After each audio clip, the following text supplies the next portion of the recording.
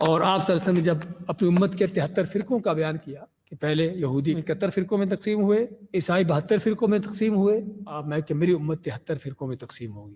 آپ اپنی امت کی بات کر رہے ہیں۔ میری امت سے مراد امت الاجابہ ہے کہ جنہوں نے آپ کا کلمہ پڑھا ہے، جو آپ پر ایمان لائے ہیں، ایمان لانے کا دعویٰ کیا ہے، تو آپ ان کے بارے میں بات ہے کہ یہ 73 فرقوں میں تقسیم ہوں گے، 73 فرقے بنیں گے۔ تو کلمہ پڑھا ہے، مسلمان کہلاتے ہیں، نمازیں بھی پڑھتے ہوں گے، روزے بھی رکھتے ہوں گے، اس کا مطلب جنتی ہوں گے پھر تو سبھی کے سبھی۔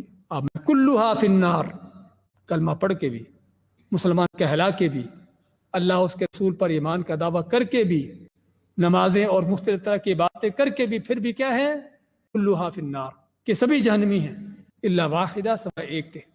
وہ ایک کون ہے؟ ما انا علیہ واصحابی، کہ وہ ہے کہ جو میرے اور میرے صحابہ کے راستے پر ہے۔ کتنی سادہ سی تعریف! دیکھ لیجیے آپ کی سیرت، آپ کی سنت، آپ کی حدیث سامنے ہے، پڑھ کر دیکھ لیجیے کہ آپ کا طریقہ کیا تھا۔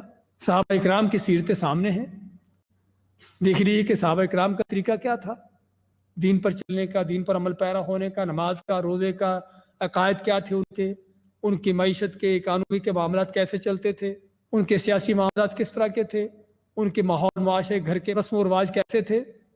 ہاں، وہ ساری چیزیں آپ کے سامنے، صحابہ پڑھ کر دیکھ لیجیے، پتہ چل جائے گا صحابہ اور آپ کا راستہ کون سا ہے۔ آپ بات کہ جو میرے اور میرے صحابہ کے راستے پر ہے، یہ ہے جو جنتی ہیں۔